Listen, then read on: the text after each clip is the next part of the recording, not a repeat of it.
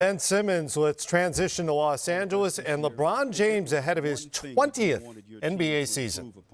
Besides winning and losing, what's that one thing you want your team to improve upon this year? Defense. And obviously, you got to be able to put the ball in the hole for sure. You know, in our league, and there's been some great teams that can do that, but teams that can defend and can get to stops when needed.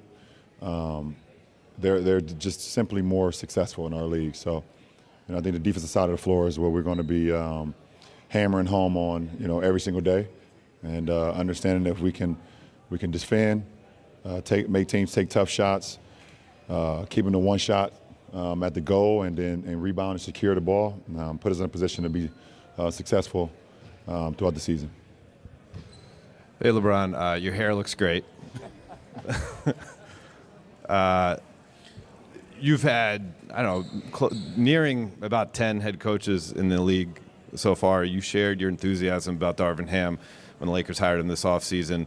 What can you tell us about your relationship thus far with Coach Ham, and what do you see in his skill set that can make this team better? I think every single day it continues to get better and better and better, but I think just the transparency that we have from the time he was, granted the head coaching job here has been great. We've had multiple conversations, not only about the game of basketball, but things off the floor as well. And I think it was well overdue for him to be a head coach, and happy to be a part of his journey and try to do some special things. Hey, LeBron, you've always talked about depending on what the team needs, that's what you're going to focus on more. So AD's first year, a little more point guard, passing a bit more. Last year, some more scoring. Do you have a handle yet on what this roster means for how you're going to focus your game? My focus of my game is being available. That's the most important. Obviously some injuries you can't control, but, and that's my whole mindset. I think for me, as the leader of the team, one of the leaders of the team, availability is the most important thing in this league, and to be able to be available, on the floor. That's always been my mindset. Hey, LeBron. Good to see you. Over the course of this summer, during your time to unwind and some of your work, how much thought have you given to Kareem Abdul-Jabbar's record and kind of the likelihood or possibility of setting that? And has that even begun to soak in that at some point this season you could be the league's all-time leading scorer? The only time I've kind of thought about it is when someone, it been posted on social and it's went through my feed and I've seen it.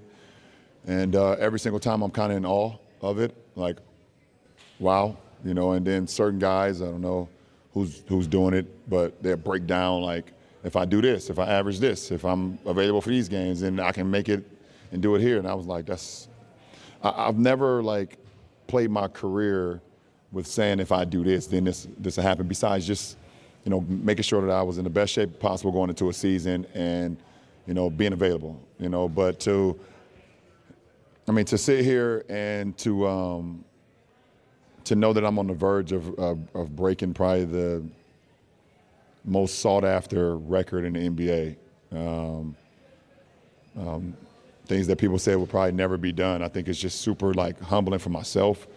I think it's super cool, and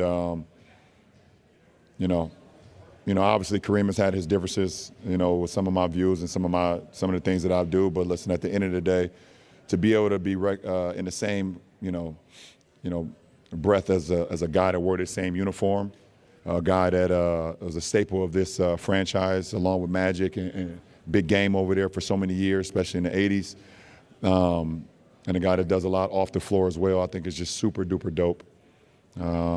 For myself to be even in that conversation, anytime my name is, mentioned with the greats, if it's, obviously, Wilt or MJ or now Kareem or whatever the case may be. It's just super humbling. Guys always see me use my hashtag, the kid from Akron, and those are the moments where I really think about that kid from Akron, of walking those streets and, either playing basketball where I actually had a basketball in the hoop, or actually just walking around and air dribbling and shooting into an invisible hoop, and counting 5, 4, 3, 2, 1 and making game-winning shots. So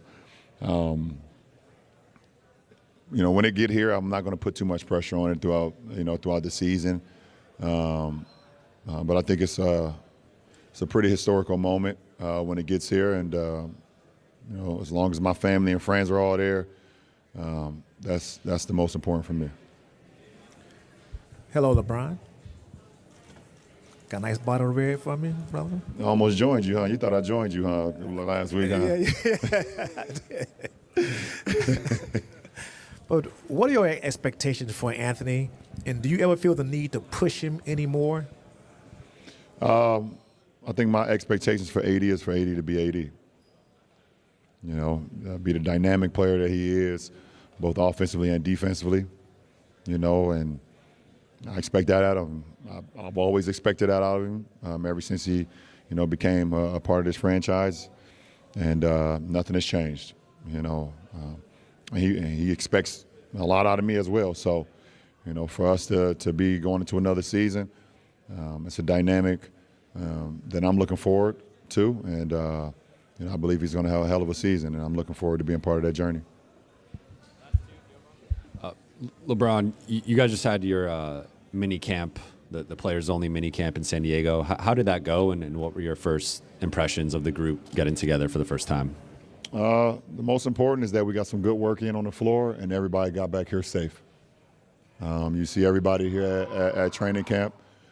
He's alive, as you can tell. But that's the most important. We got some great work in on the floor, and everybody got back home safe. So, it was a good week, a good weekend.